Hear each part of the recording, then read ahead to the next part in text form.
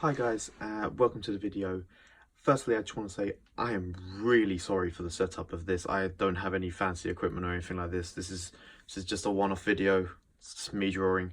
But I needed to get this out there. I needed to get this out of me and hopefully get some answers because, well, quite honestly, I came out of Avengers Endgame and don't get me wrong, I was wowed. There was loads of amazing moments. It was action packed. It was near enough the perfect finale to the 22, I think, movies, and it was good. There was just one problem personally for me, and that was I did not get the same feeling coming out of Avengers Endgame that I got coming out of Avengers Infinity War. Now, I went into Avengers Infinity War knowing or having a pretty good idea that it was going to end with half the universe being killed. I've known that from the comics, and it given that it was a two-part movie, or at the time when it was being announced, it was being portrayed as a two-part movie. It was fairly obvious that it was going to end with some cliffhanger, and that was the cliffhanger I was going to go with.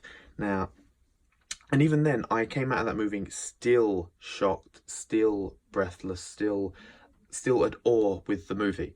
I came out of Avengers Endgame and I had questions. I couldn't enjoy the movie because something was bothering me about it, and I think I've got that down now, what it was. When it comes to movies, when it comes to stories in general, there is one aspect that, in my opinion, for me, it has to be done right. If it's not done right, it will either make or break the movie for me, and that is time travel. Time travel movies, if they're done well, I love them. If they're done poorly, I hate them. Avengers Endgame falls more towards the love section because it, like I said, it is a truly amazing movie, but the time travel to me does not make sense. So if I'm going to explain it, if you feel like I've made a mistake, just call me out on it in the comment section, because I really would like some answers to what I'm about to say. And if you can give me them answers, great. I am going to love this movie even more because I'll be able to understand the movie even more.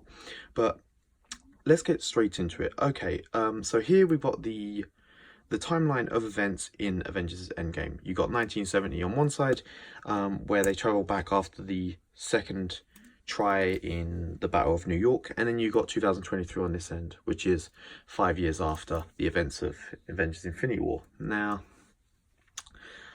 the version of time travel that Endgame was playing with was the concept of traveling back in time, not changing history, more creating alternate timelines where that future is different.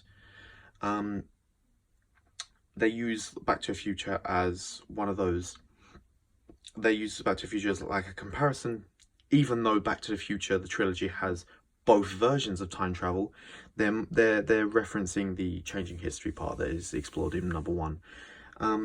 Back to the Future is also one of those movies that the time travel makes zero sense, but still one of my favourite movies of all time. Now, let's just get straight into it. Now, we start in 2023. The heroes go back to 2014, I believe, 2013, I believe, and 2012. So you've got the Battle of New York, Thor 2, and Guardians of the Galaxy. Honestly, I'm not sure if these dates are the exact dates that they go to. I believe they are, but if they're not, it doesn't make too big of a difference anyway. Now, going with the concept of time travel that they have specifically stated in the movie, they are not changing anything beyond this point. They are simply creating alternate branching timelines. So essentially, these are the futures that are being created. So you now have 4 distinct, very different alternate timelines parallel to each other. Now, doesn't matter about the quantity, doesn't matter about the details of these timelines. The simple fact is that you now have the heroes in alternate timelines. You have, I believe it is Nebula, War Machine, and Hawkeye in 2014, and they're in this timeline, and likewise the other two. Now, before I go any further here, I want to point out one thing which this rule has to be in place, because if it's not in place, then the movie makes no sense anyway. And that is, the machine that Iron Man builds, the machine that allows them to time travel, must also allow them to be pulled back from alternate timelines. Why I say that is, let's take 2013 Thor 2, for example, where it's Thor and Rocket. At this point, they've taken the reality stone, they've taken Mjolnir out of the timeline, and they've now branched into this alternate timeline. So they are some point here, there's some point in this timeline. And then they are brought back, they are pulled back via the machine to this point in time. They are pulled from an alternate timeline back into the original timeline. Now, the reason we know it's the original timeline is because they don't travel into the future of this timeline. Because this future would no longer have the reality stone. It would no longer have Mjolnir. It would be a completely different future. The future we're shown, the place they return to, is this original timeline, meaning that the machine can pull them from alternate timelines. Now that we have that fact established, this is where the key aspect or the key problem of this version of time travel comes into play. In 2012, you have Bruce Banner speaking to the Ancient One, and he comes up with a plan of returning the Infinity Stones to their points in history so that the branching timelines essentially don't occur. Or so it stops the branching timelines from not having their own protection, I think the Ancient One describes it as. And that is the fundamental thing. That is the problem with this version of time travel. There should be no need to return the stones. Let me explain what I mean by this.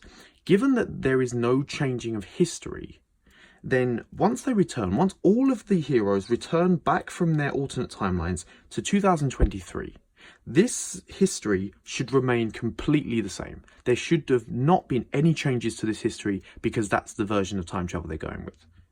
Nothing's changed, meaning the space, the mind, and the time stone are all in this time.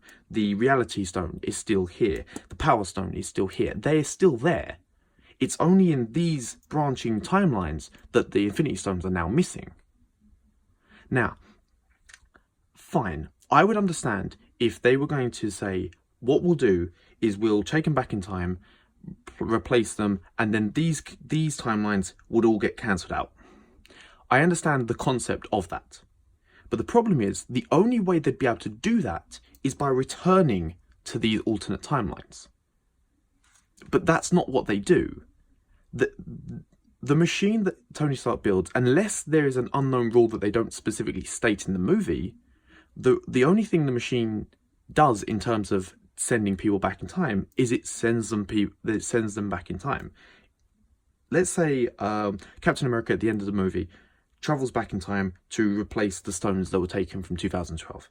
He would travel back in time to this point, but the stones would still be there. He wouldn't be able to return the stones because essentially he's got duplicate stones. The only way he'd be able to return them is by first jumping into this timeline and then returning the stones. But the time machine does not ever state that it has that ability. I'm going based on what the movie shows or the movie says. The movie shows that they are pulled back from alternate timelines.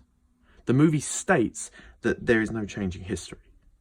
But the movie does not state or show that they can then be pushed back into them alternate timelines. Because if they could, then that would fix the problems.